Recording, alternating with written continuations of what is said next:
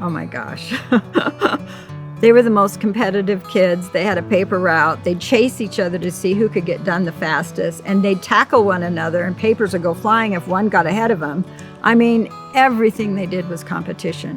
Who ate the fastest? Who could win in any game they played? Basketball, football, anything they played, it was very competitive. Well, growing up in Grand Junction was great. The tennis community there is thriving. It was a special place, a special time in my life, and certainly the start of my tennis career. We were very fortunate. A family, the Elliott family, really got us going in the sport. They grew the game, and we were fortunate enough to be in their program. I came to meet the Shields family in 1990. Rory Shields, who's the oldest of the five, I hired him to help with instruction at Orchard Mesa Middle School. And so on the first day that he came to work, he brought his RV, and out of that vehicle came 4 little kids. And that's how I met the Shields kids. My first impression is that Luke was very reserved. Luke wanted to play tennis 24/7. And so what we did is we set up matches for him every day of the week. And when the winter came, we had to find some matches on the pavement for Luke. He had a passion to play tennis. It's also really cold. We don't have a whole lot of indoor access there. And so I think part of our story too is that it did toughen us up. We were shoveling snow and practicing 20-degree weather for 4 hours a day. Clancy, different story. He was explosive. He was at the moment. He kept his emotions at the tip of his racket. And so Pat and I came up with a plan that every time he had an outbreak on the court, we would charge him 25 cents. He had a paper route. So we charged him 25 cents every time he had to hey, calm it down, keep it low. It really takes a village to do something special, and not only my 4 siblings, but my 2 parents really played a big impact in my life. My mom was a nurse, my dad was our coach, and we ended up getting a renovated van that Luke and I traveled in for a year, and then my dad and I actually spent a year in a cargo van traveling the world playing professional events.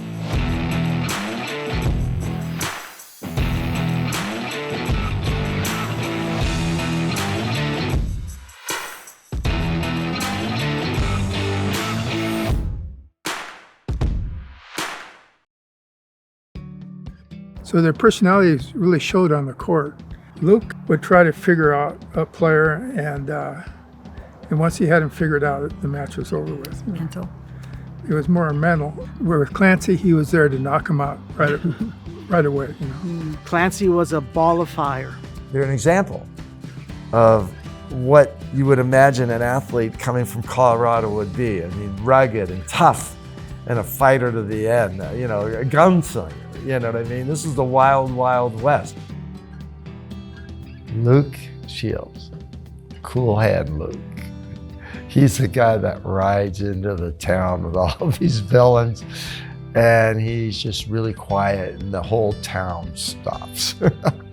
He has a presence. Luke is an incredible athlete, probably the toughest mental competitor I've ever been around. He just has an uncanny ability to find ways to win. Martial artist, and look at him, and you had this street brawling wild guy that was Clancy. They're fire and ice. Clancy's fire. Clancy's gonna bust the door down. He was emotional. Clancy's a tennis player, very powerful. His forehand was world class, deceptively quick. Very smart tennis player as well. He's like a strategic genius. The thing I've always admired and respected most about Luke was how he played for his teammates. His game certainly raised many, many levels when he was playing for something bigger than himself, and certainly being a teammate with him at Boise State was a tremendous honor. And the guy was the most dependable player, super durable. He never missed a practice once in 4 years. Luke was incredibly passionate and driven, but a man of few words. And emotions. I mean, the emotions were burning in there, but there was control. And Clancy, but he brought this we can do it attitude, that we could upset the great teams, that we were just as good. The teams that I had with him, those 4 years were dominating tennis teams that had great results, and that set the standard for our program for years to come. One of the brothers always was winning a clutch match for it, and the other brother jumping into his arms. There was love there. Love, passion, fire, and greatness.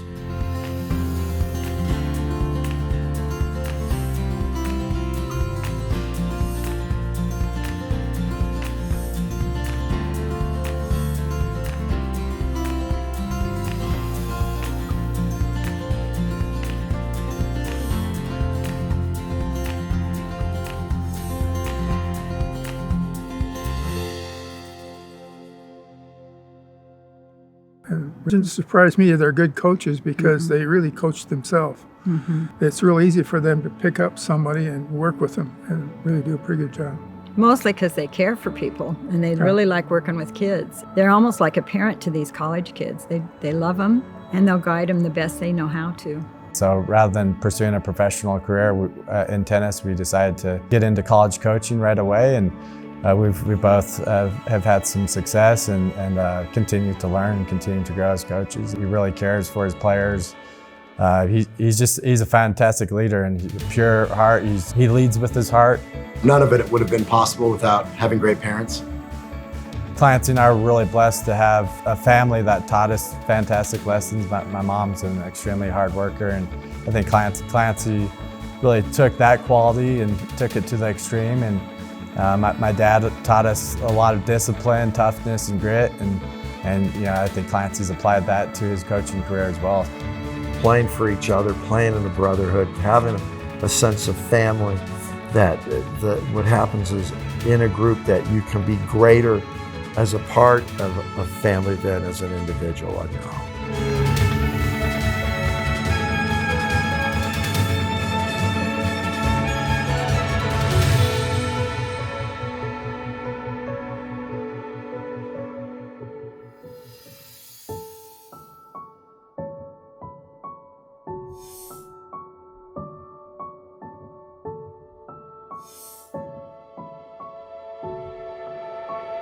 They are just really great role models.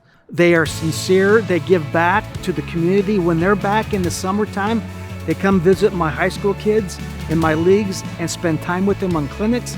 And they even give speeches and inspirational talks to them. They are just amazing young men.